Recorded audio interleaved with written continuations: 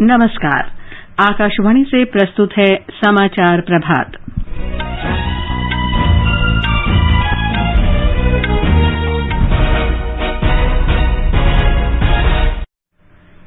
सरकार ने सहकारी संस्थाओं को मजबूत करने के लिए सहकारिता मंत्रालय बनाया ताकि प्रधानमंत्री नरेंद्र मोदी की परिकल्पना सहकार से समृद्धि को साकार किया जा सके। देश में कोविड मरीजों की संख्या घटकर 4,64,000 हुई। स्वस्थ होने की दर बढ़कर 97.2% पर पहुंची। भारत का कोविड टीकाकरण आंकड़ा 36 करोड़ के पार पहुंचा। बिहार में 1 महीने का अनलॉक 4 कुछ पाबंदियों के साथ आज से। असम में 7 जिलों को अगले आदेश तक पूरी तरह से नियंत्रण क्षेत्र घोषित किया गया। कर्नाटक में 10वीं की बोर्ड परीक्षाएं 19 और 22 जुलाई को होंगी। बिहार के मुख्यमंत्री ने बाढ़ प्रभावित जिलों का हवाई निरीक्षण किया। अधिकारियों को सहायता पहुंचाने के लिए तेजी से काम करने का आदेश दिया। विदेश मंत्री एस जयशंकर 3 दिन की सरकारी यात्रा पर आज रूस जाएंगे। मिताली राज आईसीसी एक दिवसीय महिला क्रिकेट रैंकिंग में 8वीं बार शीर्ष पर पहुंची। विंबलडन टेनिस में Ashleigh Barty, Angelique Kerber, Aryna Sabalenka और कैरोलिना प्लिस्कोवा महिला सिंगल्स के सेमीफाइनल में पहुंची। यूरो कप फुटबॉल में स्पेन को हराकर इटली फाइनल में पहुंचा। दूसरे सेमीफाइनल में आज रात इंग्लैंड का मुकाबला डेनमार्क से।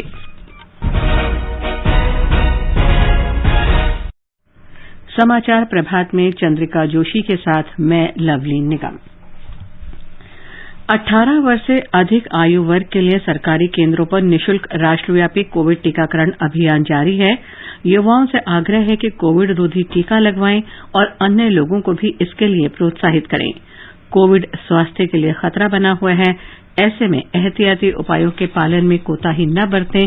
जब तक जरूरी न हो घर से बाहर न निकलें और 3 सरल उपायों का पालन करें। मास्क लगाएं, 2 गज की सुरक्षित दूरी बनाए रखें, हाथ और मुंह साफ रखें। कोविड संबंधी जानकारी और मार्गदर्शन के लिए राष्ट्रीय हेल्पलाइन नंबर 011-2397-8046 और 1075 पर संपर्क करें। और अब समाचार विस्तार से। केंद्र सरकार ने सहकार से समृद्धि का लक्ष्य हासिल करने के लिए अलग मंत्रालय बनाया है। ये मंत्रालय देश में सहकारिता आंदोलन को मजबूत करने के लिए अलग प्रशासनिक, कानूनी और नीतिगत ढांचा कायम करेगा। इससे सहकारिता आंदोलन को वास्तविक जन आधारित बनाने में मदद मिलेगी। ब्यौरा हमारे संवाददाता से। सहकार से समृद्धि के सपने को साकार करने के लिए सरकार ने यह नया मंत्रालय गठित किया है। वित्त मंत्री ने बजट में अलग सहकारिता मंत्रालय गठन करने के बारे में घोषणा की थी। यह सरकारी समितियों को जमीनी स्तर तक पहुंचने में भी मदद करेगा। इसके जरिए सहकारी समितियां लोगों से गहराई से जुड़ सकेंगी। देश में सहकारिता आधारित आर्थिक विकास का मॉडल बहुत प्रासंगिक है। केंद्र सरकार ने कम्युनिटी आधारित डेवलपमेंट पार्टनरशिप के प्रति अपनी गहरी प्रतिबद्धता का संकेत दिया है। यह मंत्रालय सहकारी समितियों के लिए व्यापार सुगमता की प्रक्रियाओं को आसान बनाएगा। साथ ही बहुराज्यीय सहकारी समितियां यानी MSCS के विकास को सक्षम करने के लिए भी काम करेगा। अनुपम मिश्र, आकाशवाणी समाचार। गृह मंत्री अमित शाह ने सहकारिता मंत्रालय बनाने के लिए प्रधानमंत्री नरेंद्र मोदी का आभार व्यक्त किया है। श्री अमित शाह ने एक ट्वीट में कहा कि प्रधानमंत्री के इस दूरदर्शी निर्णय से कृषि और ग्रामीण क्षेत्र में समृद्धि का नया सवेरा आएगा। उन्होंने कहा कि पिछले 7 वर्ष से मोदी सरकार देश के गांवों, गरीबों और किसानों के कल्याण के लिए लगातार काम कर रही है। राष्ट्रपति रामनाथ कोविंद ने 8 राज्यों में नए राज्यपाल नियुक्त किए हैं। केंद्रीय मंत्री थावरचंद गहलोत को कर्नाटक का राज्यपाल नियुक्त किया गया है। भाजपा नेता मंगूभाई छगनभाई पटेल मध्य प्रदेश के राज्यपाल होंगे। हिमाचल प्रदेश के राज्यपाल बंडारू दत्तात्रेय को तबादले के बाद हरियाणा का राज्यपाल बनाया गया है। केंद्र शासित प्रदेश जम्मू कश्मीर में परिसीमन आयोग की टीम कल श्रीनगर पहुंची और उसने विभिन्न राजनीतिक पार्टियों के नेताओं से भेंट की। इस वार्तालाप का लक्ष्य परिसीमन की प्रक्रिया के संचालन के बारे में प्रारंभिक जानकारी एकत्र करना है ताकि केंद्र शासित प्रदेश में नए निर्वाचन क्षेत्रों का निर्धारण किया जा सके। आयोग जम्मू कश्मीर में पहली बार अनुसूचित जातियों और अनुसूचित जनजातियों के लिए सुरक्षित निर्वाचन क्षेत्र भी तय करेगा।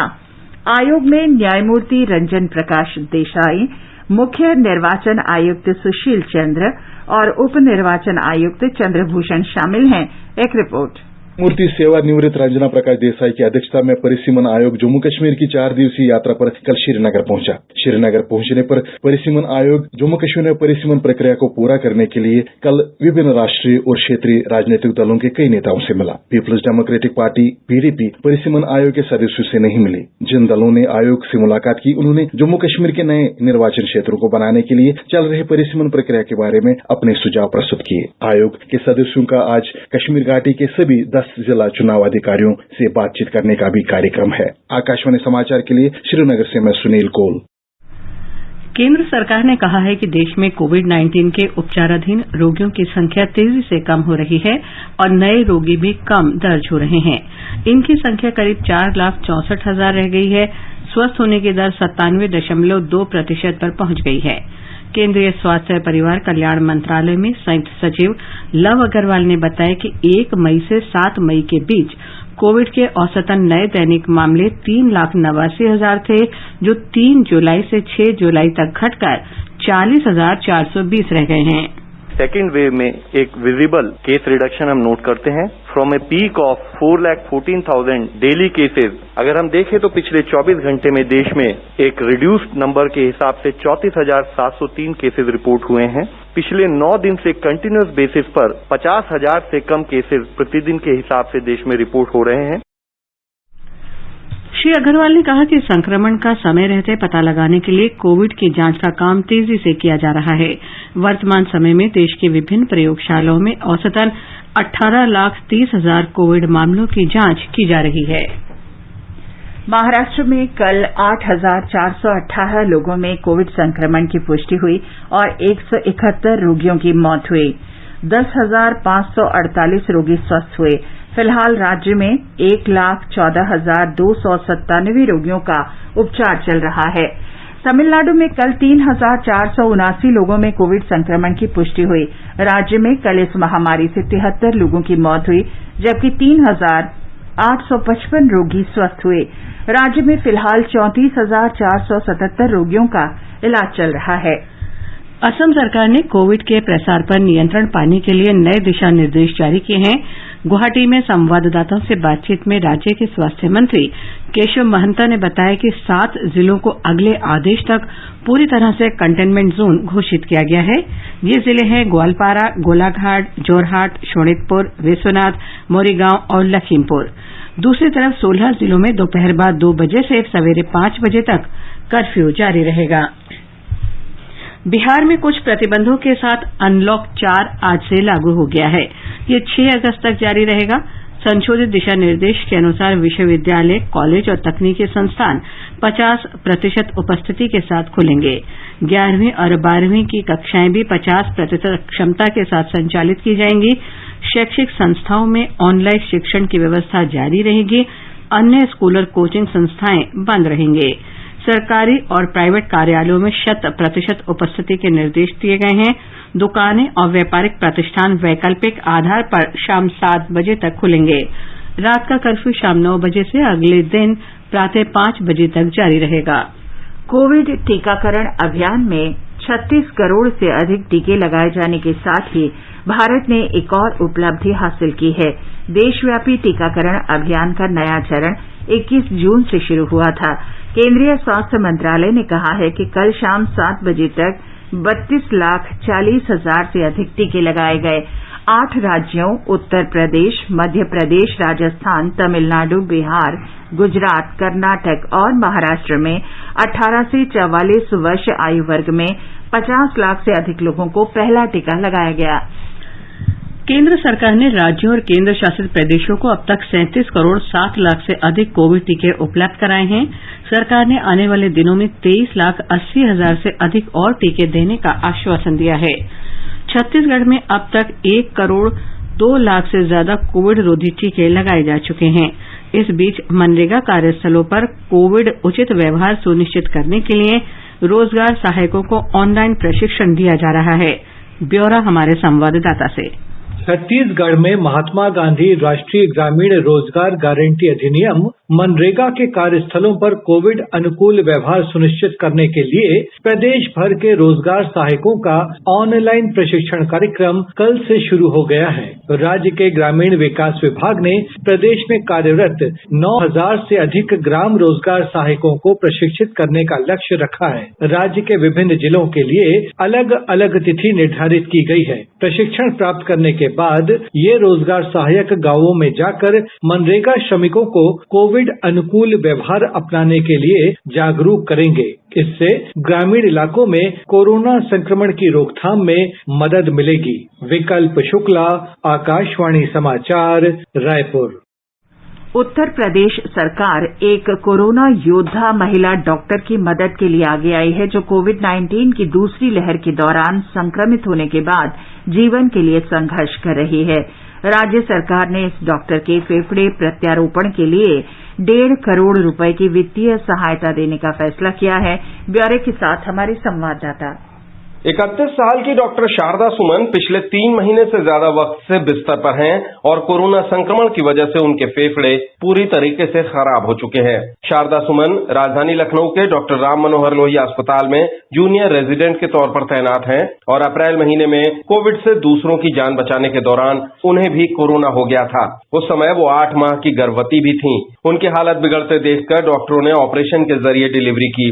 दुर्भाग्यवश उनका स्वास्थ्य लगातार बिगड़ता गया और अब उनके फेफड़े पूरी तरीके से खराब हो चुके हैं और इनो मशीन के जरिए वो सांस ले रही हैं। जान बचाने का एकमात्र उपाय अब फेफड़े का प्रत्यारोपण ही मौजूद है। राम मनोहर लोहिया अस्पताल के डॉक्टरों और अन्य चिकित्सकों ने इस मसले पर मुख्यमंत्री योगी आदित्यनाथ से मुलाकात की और सरकार ने इस कोरोना योद्धा की हर संभव मदद करने का फैसला लिया है। सुशील चंद्र तिवारी, आकाशवाणी समाचार, लखनऊ। कर्नाटक के प्राथमिक और माध्यमिक शिक्षा मंत्री एस सुरेश कुमार ने कहा है कि राज्य में 10वीं कक्षा की बोर्ड परीक्षाओं के आयोजन की तैयारियां पूरी की जा चुकी हैं।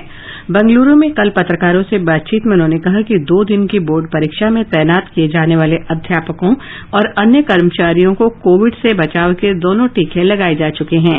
इससे पहले उन्होंने सभी जिलों के शिक्षा विभाग के उप निदेशकों और ब्लॉक शिक्षा अधिकारियों के साथ वीडियो कॉन्फ्रेंस के जरिए बैठक की। राज्य में 10वीं की बोर्ड परीक्षा 19 और 22 जुलाई को आयोजित की जाएंगी। एक रिपोर्ट। विद्यार्थियों को परीक्षा विधि नियम से परिचित करवाने के लिए शिक्षा विभाग द्वारा मॉडल प्रश्न पत्रिका और उनके उत्तर का नमूना तैयार किया गया था, जिससे सभी विद्यार्थियों को अवगत करवाया गया है।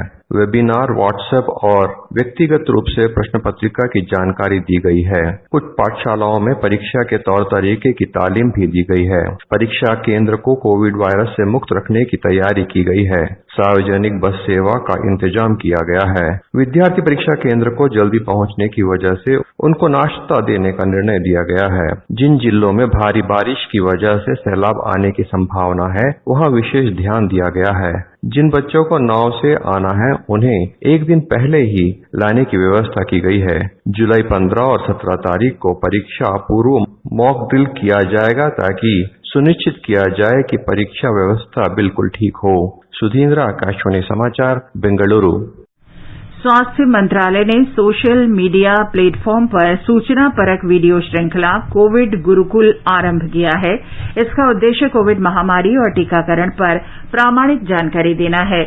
शिक्षा मंत्री रमेश पोखरियाल निशंक ने कहा है कि राष्ट्रीय परीक्षा एजेंसी जेईई मुख्य परीक्षा 2021 के तीसरे सत्र का आयोजन 20 से 25 जुलाई के बीच करेगी।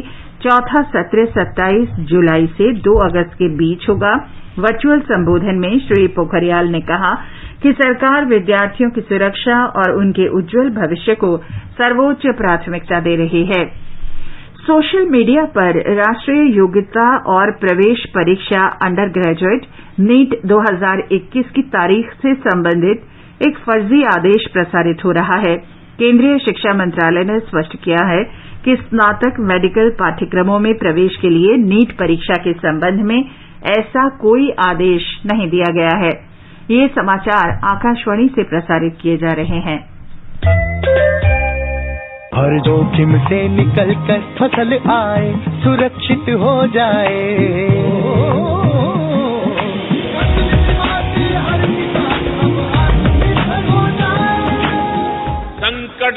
समय प्रधानमंत्री फसल बीमा योजना किसानों के लिए वरदान है। अब सूखा पड़े या बाढ़ आ जाए कोई डर नहीं, अब ओले पड़े या कीट पतंगे फसल खा जाए कोई फिक्र नहीं, क्योंकि हमने लिया है प्रधानमंत्री फसल बीमा। बुआई से फसल कटाई तक हर जोखिम का दावा, न्यूनतम प्रीमियम पर अधिकतम भुगतान का वादा। योजना से हर साल जुड़ रहे हैं 5 करोड़ से ज्यादा किसान। अब आपकी है बारी। नजदीकी कृषि कार्यालय, सहकारी समिति, बैंक शाखा, अधिकृत बीमा कंपनी या जन सेवा केंद्र में स्वेच्छा से करा सकते हैं पंजीकरण। फसल बीमा पोर्टल या फसल बीमा ऐप द्वारा भी कराया जा सकता है पंजीकरण। प्रधानमंत्री फसल बीमा योजना, आपकी फसलों का संपूर्ण सुरक्षा कवच। कृषि एवं किसान कल्याण मंत्रालय, भारत सरकार। समाचार प्रभात में आपका फिर स्वागत है। आगे बढ़ने से पहले एक नजर मुख्य समाचारों पर। सरकार ने सहकारी संस्थाओं को मजबूत करने के लिए सहकारिता मंत्रालय बनाया। इससे प्रधानमंत्री नरेंद्र मोदी की परिकल्पना सहकार से समृद्धि को साकार किया जा सकेगा। देश में कोविड मरीजों की संख्या घटकर 4,64,000 हुई। स्वस्थ होने की दर बढ़कर 97.2% पर पहुंची। भारत का कोविड टीकाकरण आंकड़ा 36 करोड़ के पार पहुंचा। बिहार में 1 महीने का अनलॉक 4 कुछ पाबंदियों के साथ आज से। असम में 7 जिलों को अगले आदेश तक पूरी तरह से नियंत्रण क्षेत्र घोषित किया गया। कर्नाटक में 10वीं की बोर्ड परीक्षाएं 19 और 22 जुलाई को होंगी। बिहार के मुख्यमंत्री ने बाढ़ प्रभावित जिलों का हवाई निरीक्षण किया। अधिकारियों को सहायता पहुंचाने के लिए तेजी से काम करने का आदेश दिया। विदेश मंत्री एस जयशंकर 3 दिन की सरकारी यात्रा पर आज रूस जाएंगे। जाने-माने अभिनेता दिलीप कुमार का 98 वर्ष की आयु में निधन। मिताली राज आईसीसी एकदिवसीय महिला क्रिकेट रैंकिंग में 8वीं बार शीर्ष पर पहुंची। विंबलडन टेनिस में Ashleigh Barty, Angelique Kerber, Aryna Sabalenka और कैरोलिना पेलिस्कोवा महिला सिंगल्स के सेमीफाइनल में पहुंची। यूरो कप फुटबॉल में स्पेन को हराकर इटली फाइनल में। दूसरे सेमीफाइनल में आज रात इंग्लैंड का मुकाबला डेनमार्क से। चलो मिलकर एक शुरुआत करें, चलो एक फैसला आज करें, मास्क नहीं तो टोकेंगे, कोरोना को रोकेंगे, चलो एक इरादा करते हैं, चलो कुछ वादा करते हैं, मास्क नहीं तो टोकेंगे, कोरोना को रोकेंगे। कोविड महामारी के दौरान लोगों की सुविधा के लिए बनाई गई राष्ट्रीय स्तर पर कई हेल्पलाइन काम कर रही हैं। सूचना और प्रसारण मंत्रालय इस बारे में लोगों में जागरूकता बढ़ा रहा है। हेल्पलाइन नंबर इस प्रकार से हैं। कोविड संबंधी सवालों के जवाब देने के लिए स्वास्थ्य और परिवार कल्याण मंत्रालय की हेल्पलाइन है 1075। महिला और बाल विकास मंत्रालय की चाइल्ड हेल्पलाइन है 1098। वरिष्ठ नागरिकों के लिए सामाजिक न्याय और अधिकारिता मंत्रालय का हेल्पलाइन नंबर है 14567। मनोवैज्ञानिक सहायता के लिए राष्ट्रीय मानसिक स्वास्थ्य और तंत्रिका विज्ञान संस्थान निमहांस का नंबर है 080461100007। आयुष कोविड परामर्श हेल्पलाइन नंबर है 14443 और माई गव व्हाट्सएप हेल्प डेस्क नंबर है 9013151515।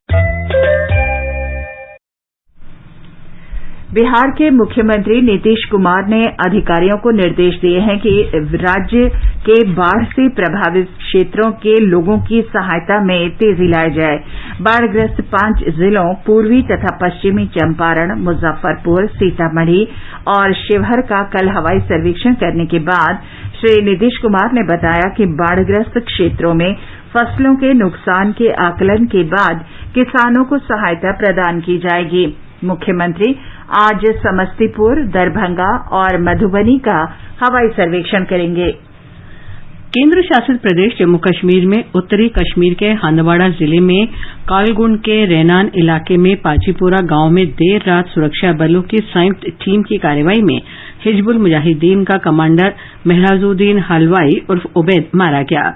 कश्मीर के पुलिस महानिरीक्षक ने इसे सुरक्षा बलों की बड़ी कामयाबी बताया है। विदेश मंत्री डॉक्टर एस जयशंकर आज से 3 दिन की सरकारी यात्रा पर रूस जा रहे हैं। इस दौरान वे रूस के विदेश मंत्री सर्गेई लावरोव से मुलाकात करेंगे। दोनों नेताओं के बीच कोविड महामारी से निपटने में सहयोग के अलावा सभी द्विपक्षीय मुद्दों सहित विभिन्न क्षेत्र अंतर्राष्ट्रीय मुद्दों पर भी चर्चा होने की संभावना है। जाने माने अभिनेता दिलीप कुमार का लंबी बीमारी के बाद आज सवेरे मुंबई में निधन हो गया। वे 98 वर्ष के थे। आकाशवाणी हिंदी समाचार की ओर से एक श्रद्धांजलि। दिलीप कुमार ने अपने करियर की शुरुआत फिल्म ज्वार भाटा से की थी। उनकी पहली हिट फिल्म जुगनू थी। 1949 में फिल्म अंदाज में दिलीप कुमार ने पहली बार राज कपूर के साथ काम किया। दीदार और देवदास जैसी फिल्मों में गंभीर भूमिकाओं के लिए उन्हें ट्रेजेडी किंग भी कहा जाने लगा।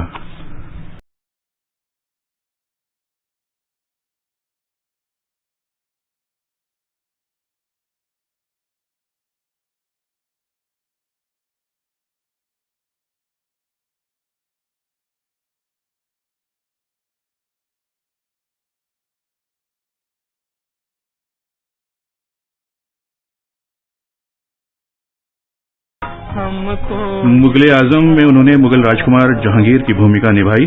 राम और श्याम में उनका डबल रोल आज भी लोगों को गुदगुदाने में सफल साबित होता है। 1970, 1980 और 1990 के दशक में उन्होंने कम फिल्मों में काम किया।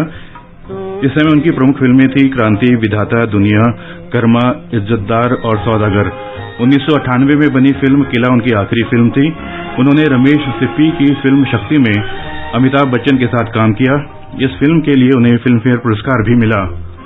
दिलीप कुमार को भारतीय फिल्मों में यादगार अभिनय करने के लिए फिल्मों का सर्वोच्च सम्मान दादा साहब फाल्के पुरस्कार के अलावा पद्म भूषण और पद्म विभूषण से भी सम्मानित किया जा चुका है। भारतीय सिनेमा के इस दिग्गज अभिनेता को आकाशवाणी समाचार की भावभीनी श्रद्धांजलि। रूठे हैं न जाने क्यों मेहमान वो मेरे दिल के, मेहमान वो मेरे दिल। भारत की एक दिवसीय महिला क्रिकेट टीम की कप्तान मिताली राज आईसीसी रैंकिंग में शीर्ष पर पहुंच गई हैं। हाल ही में इंग्लैंड के साथ 3 मैचों की एक दिवसीय श्रृंखला में मिताली ने 3 अर्धशतक लगाए थे, जिसकी बदौलत उन्हें फिर से पहला स्थान प्राप्त किया है।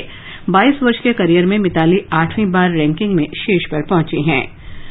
वर्ष के दूसरे grand slam Wimbledon tennis tournament के महिला सिंगल सेमीफाइनल मुकाबले तय हो गए हैं। कल पहले सेमीफाइनल में दुनिया की नंबर 1 खिलाड़ी ऑस्ट्रेलिया के एशले बार्टी का मुकाबला जर्मनी की एंजेलिक कर्बर से होगा। दूसरे सेमीफाइनल में चेक गणराज्य के कैरोलिना पिलिस्कोवा का मुकाबला बेलारूस के एरिना सेबेलेंका से होगा। पुरुष सिंगल्स क्वार्टर फाइनल में आज कनाडा के डेनिस शापोवालोव का मुकाबला रूस के केरेन खाचानोव से होगा। यूरो कप फुटबॉल टूर्नामेंट के फाइनल में इटली प्रवेश कर गया है। लंदन के वेम्बले स्टेडियम में कल देर रात सेमीफाइनल में इटली ने स्पेन पर पेनल्टी के जरिए 4-2 से जीत दर्ज की। निर्धारित और अतिरिक्त समय तक दोनों टीमें 1-1 से बराबरी पर थी। रविवार को फाइनल में इटली का मुकाबला इंग्लैंड से और डेनमार्क के बीच आज देर रात होने वाले दूसरे सेमीफाइनल के विजेता से होगा। टोक्यो ओलंपिक खेलों के शुरू होने में अब 17 दिन रह गए हैं। आकाशवाणी से जारी विशेष श्रृंखला में अब बात करते हैं 20 किलोमीटर पैदल चाल धाविका भावना जाट के बारे में। भावना जाट का जन्म 1 मार्च 1996 को राजस्थान में राजसमंद के काबरा गांव में हुआ था। तीनों भाई बहनों में सबसे छोटी भावना एथलेटिक्स में रुचि रखती थी और राष्ट्रीय चैंपियनशिप में भी भाग लेना चाहती थी। वर्ष 2014 और 15 के बीच उन्होंने क्षेत्रीय और राष्ट्रीय स्तर की जूनियर प्रतियोगिताओं में पदक जीते। 2016 में उन्होंने जयपुर में जूनियर राष्ट्रीय चैंपियनशिप में रजत पदक हासिल किया। इसी वर्ष उन्होंने रेलवे में नौकरी शुरू की। वर्ष 2019 में अखिल भारतीय रेलवे खेल प्रतियोगिता में उन्होंने पैदल चाल में स्वर्ण पदक जीता। वर्ष 2020 में रांची में राष्ट्रीय पैदल चाल चैंपियनशिप में राष्ट्रीय रिकॉर्ड बनाकर भावना सुर्खियों में आई। उन्होंने 1 घंटा 29 मिनट 34 सेकंड में रेस पूरी कर स्वर्ण पदक जीता और टोक्यो ओलंपिक्स के लिए क्वालिफाई किया। गरीब किसान परिवार से आने वाली भावना को आर्थिक परेशानियों के साथ साथ भेदभाव और पक्षपाती रवैये से लड़ना पड़ा था, लेकिन परिवार के समर्थन से भावना अपने सपनों को पूरा करने में लगी हुई हैं। उनकी इस उपलब्धि से गांव के लोगों के विचारों में भी परिवर्तन आया है, जहां लड़कियों का खेलों में भाग लेना अच्छा नहीं समझा जाता था। आकाशवाणी समाचार, हिमांशु कांडपाल।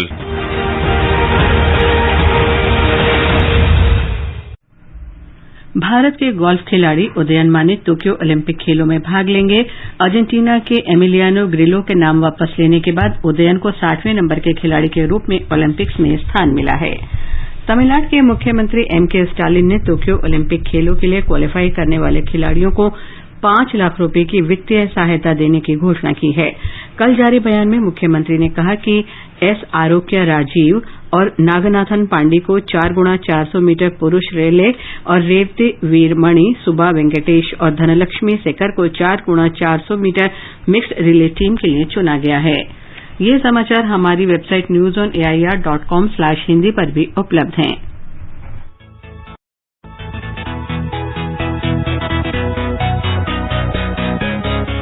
दुनिया रंग बिरंगी, खट्टे मीठे रसीले समाचारों का सतरंगी खजाना आकाशवाणी पर। खबरें होंगी हटकर, जानेंगे कुछ अलग, हंसेंगे खुलकर, करेंगे सजग।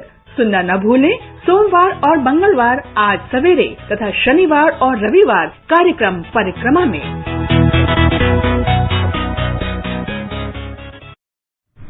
और चंद्रिका, आप बताएं आज के समाचार पत्रों में क्या विशेष है? जी लवलीन, स्वास्थ्य मंत्रालय की ये चेतावनी कि अगर लॉकडाउन और पाबंदियों का पालन नहीं किया तो ढील वापस ले ली जाएगी, लगभग सभी अखबारों में है।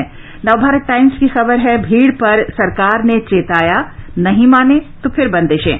दैनिक जागरण ने पहाड़ पर लोगों की तस्वीरों को भयावह बताया और दिल्ली के बाजारों में उमड़ रही भीड़ का भी जिक्र किया है। जनसत्ता लिखता है, सरकार का कोरोना से बचाव के नियमों के अनुपालन पर जोर। अमर उजाला की सुर्खी है, उत्तर प्रदेश ने 25 जुलाई से कांवड़ यात्रा को सशर्त हरी झंडी दे दी, लेकिन इसके लिए कोरोना के सभी दिशा निर्देशों का कड़ाई से पालन करना होगा। वहीं उत्तराखंड सरकार ने कांवड़ यात्रा पर रोक लगा दी है। केंद्रीय मंत्रिपरिषद के संभावित विस्तार को सभी अखबारों ने प्रमुखता दी है। राजस्थान पत्रिका का अनुमान है, युवा और नए चेहरों को मिल सकती है कमान। अमर उजाला ने नया सहकारिता मंत्रालय बनाए जाने की जानकारी इसी खबर के साथ दी है। भारत सरकार द्वारा जारी नए सूचना प्रौद्योगिकी नियमों का पालन नहीं करने की बात ट्विटर ने कबूली। इसको हिंदुस्तान ने प्रमुखता दी है और सरकार के हवाले से लिखा है, ट्विटर का ये रवैया देश की डिजिटल संप्रभुता के लिए लाभकारी नहीं। जनसत्ता ने दिल्ली उच्च न्यायालय के इस निर्देश को दिया है, ट्विटर बताए कि शिकायत निवारण अधिकारी की नियुक्ति कब तक। हिंदुस्तान ने दूरसंचार विभाग की सख्ती को विस्तार से दिया है कि अनचाहे कॉल पर 10,000 रुपए का जुर्माना लगाने का प्रावधान किया जा रहा है। राजस्थान पत्रिका ने पक्षी बचाओ अभियान शीर्षक से लिखा है, महाराष्ट्र के नासिक क्षेत्र में पक्षियों को बचाने के लिए 68 गांवों के बच्चों ने छोड़ दी गुलेल। पत्र लिखता है, इस अभियान की शुरुआत पर्यावरण दिवस से की गई थी। जनसत्ता ने पंजाब हरियाणा में भूजल स्तर के चिंताजनक गिरावट को विस्तार देते हुए लिखा है, भारत सिंचाई, घरेलू और औद्योगिक जरूरतों के लिए दुनिया भर में भूजल का सबसे बड़ा उपयोग करता है। और अंत में मुख्य समाचार एक बार फिर। सरकार ने सहकारी संस्थाओं को मजबूत करने के लिए सहकारिता मंत्रालय बनाया। इससे प्रधानमंत्री नरेंद्र मोदी की परिकल्पना सहकार से समृद्धि को साकार किया जा सकेगा। देश में कोविड मरीजों की संख्या घटकर 4,64,000 हुई। स्वस्थ होने की दर बढ़कर 97.2% पर पहुंची। भारत का कोविड टीकाकरण आंकड़ा 36 करोड़ के पार पहुंचा। बिहार में 1 महीने का अनलॉक 4 कुछ पाबंदियों के साथ आज से। असम में 7 जिलों को अगले आदेश तक पूरी तरह से नियंत्रण क्षेत्र घोषित किया गया। कर्नाटक में 10वीं की बोर्ड परीक्षाएं 19 और 22 जुलाई को होंगी। बिहार के मुख्यमंत्री ने बाढ़ प्रभावित जिलों का हवाई निरीक्षण किया। अधिकारियों को सहायता पहुंचाने के लिए तेजी से काम करने का आदेश दिया। विदेश मंत्री एस जयशंकर 3 दिन की सरकारी यात्रा पर आज रूस जाएंगे। जाने माने अभिनेता दिलीप कुमार का 98 वर्ष की आयु में निधन। मिताली राज आईसीसी एक दिवसीय महिला क्रिकेट रैंकिंग में 8वीं बार शीर्ष पर पहुंची। विंबलडन टेनिस टूर्नामेंट में Ashleigh Barty, Angelique Kerber, Aryna Sabalenka और कैरोलिना प्लिस्कोवा महिला सिंगल्स के सेमीफाइनल में पहुंची। यूरो कप फुटबॉल में स्पेन को हराकर इटली ने फाइनल में प्रवेश किया। दूसरे सेमीफाइनल में आज रात इंग्लैंड का मुकाबला डेनमार्क से होगा। इसके साथ ही समाचार प्रभात का ये अंक समाप्त हुआ। नमस्कार।